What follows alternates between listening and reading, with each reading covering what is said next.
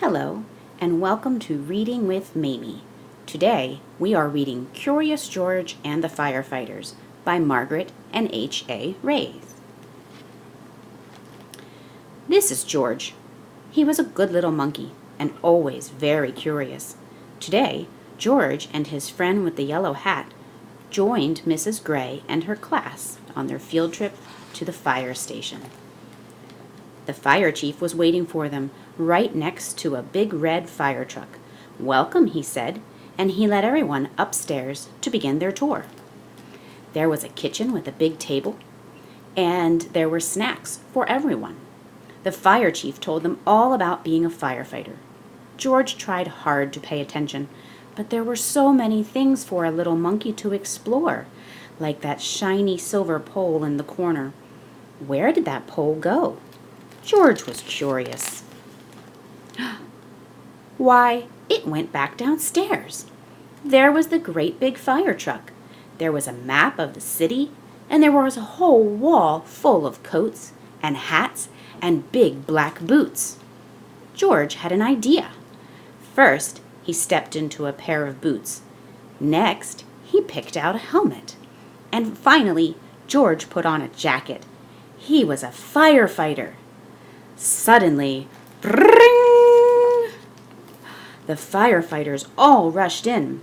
"This is not my helmet," said one. "My boots are too big," said another. "Hurry, hurry," called the fire chief. A bright red light on the map of the city told him just where the fire was. There was no time to waste. One by one, the firefighters jumped onto the fire truck, and so did George. The fire truck with all the firefighters sped out of the firehouse, and so did George. The sirens screamed and the lights flashed. The truck turned right, then it turned left. Woo, woo, woo went the whistle, and George held on tight.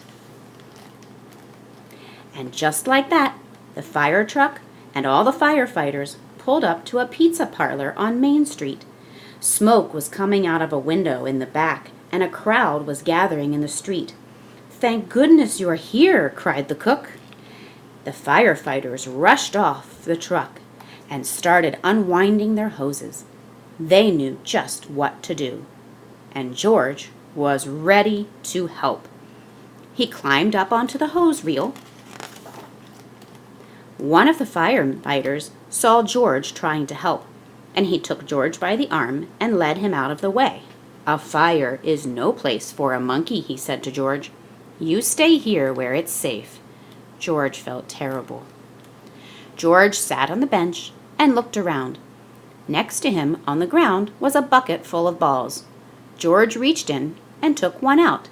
It fit in his hand just right, like the apple he had had for a snack. A little girl was watching George. He tried to give her the ball, but she was too frightened. George took another ball, and another. "Look," a boy said, "that monkey is juggling."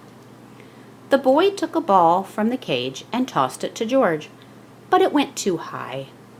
George climbed up into the fire truck to get it. Now George had 4 balls to juggle.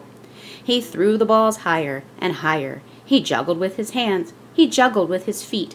He could do all kinds of tricks. The boy threw another ball to George. George threw a ball back to the boy. The little girl reached down and picked up a ball too. Soon all the children were throwing and catching back and forth. The fire chief came to tell everyone that the fire was out. Just then, the little girl laughed and said, "Look, Mommy, a fire monkey." "Hey," called the fire chief, "what are you doing up there?" "What a wonderful idea," the little girl's mother said to the fire chief, "bringing this brave little monkey to help the children when they're frightened." "Oh," said the fire chief, "well, thank you." Before long, the fire truck was back at the firehouse where a familiar voice called George. It was the man with the yellow hat. "This little monkey had quite an adventure," said one of the firefighters. "Is everyone all right?" asked Mrs. Gray.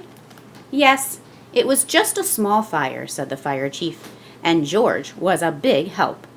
Now the field trip was coming to an end, but there was one more treat in store.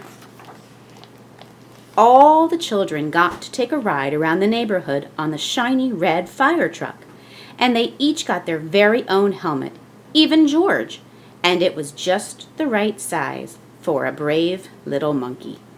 The end.